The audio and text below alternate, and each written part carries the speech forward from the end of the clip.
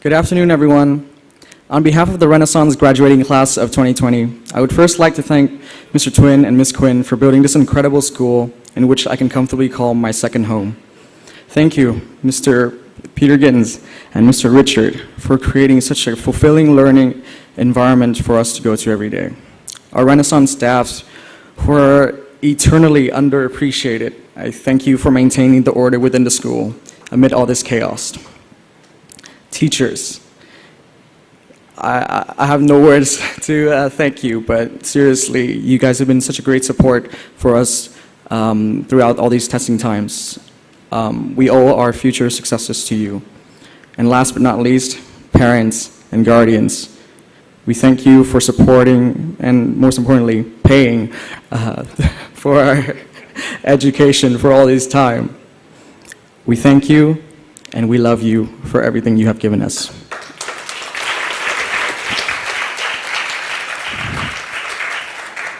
Now, I did ask to move around a little bit because, quite frankly, when I was rehearsing my speech, I looked really awkward there. I'm not really a standstill speaker, and I feel like I can speak directly more to you guys this way. So, with that out of the way, fellow graduates, raccoons, or should I say, my second family, we made it.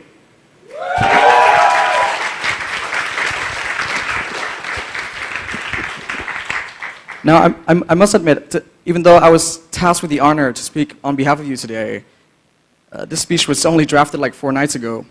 Now, it's not because I developed an IB student's habit of procrastinating, but simply I did not know what to talk about. You know, I sat down there for 10 years watching valedictorian after valedictorian give speeches, and yes, and there was always one constant: sleeping audiences. Yes, shame on some of you who did that.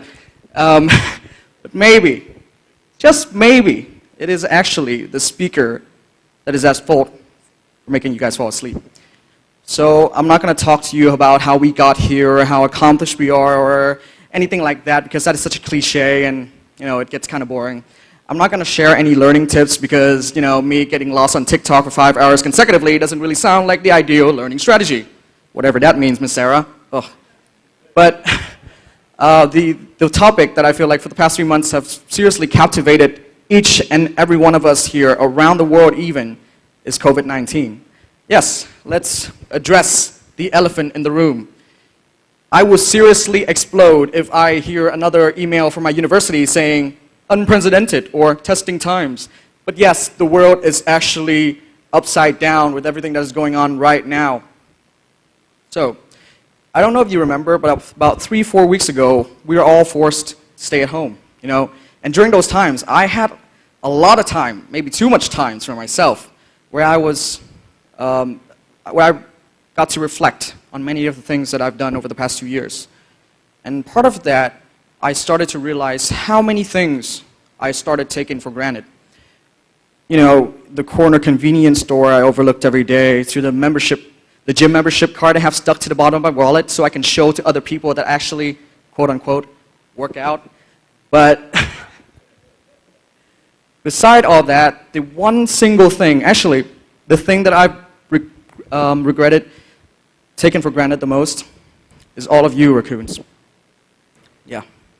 I realized for the past few years what I've been shutting myself out to focus on my study and my college application, I've also been unintentionally cutting out times to bond, to understand, and to really get to know how each and every one of you and how special you guys really are. And all I can say is, I'm sorry. I'm sorry I don't know, you know, what Ji-hoon is like out of school, or who Sally's crushing on. I don't know what Sandy's favorite movie is, nor Ash's favorite food. And for the love of God, where's Alvin? Alvin, why do you like American football? No one played that sport here. My point is, raccoons, don't repeat the mistake that I made for taking the people around you every day for granted. For wherever great university or corporations you attend or work for at the end, I hope you guys will treat everyone around you with the utmost importance. Trust me, no matter how strong or independent you think you are, you will need people around you, and you can take that from me. There is an old adage that says, anything is possible as long as you have the right people around you to support you.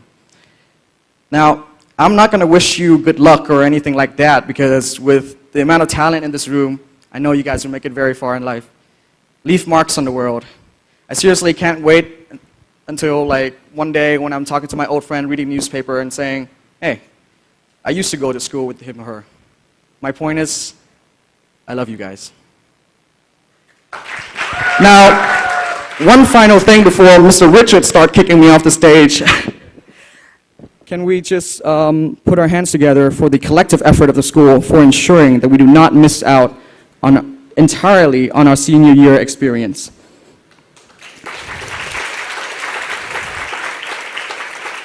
Thank you for the farewell tour. Thank you for every single opportunity you have given us in the past few years to grow. And thank you for an incredible 10-year journey. Renaissance, Vin's out. Peace.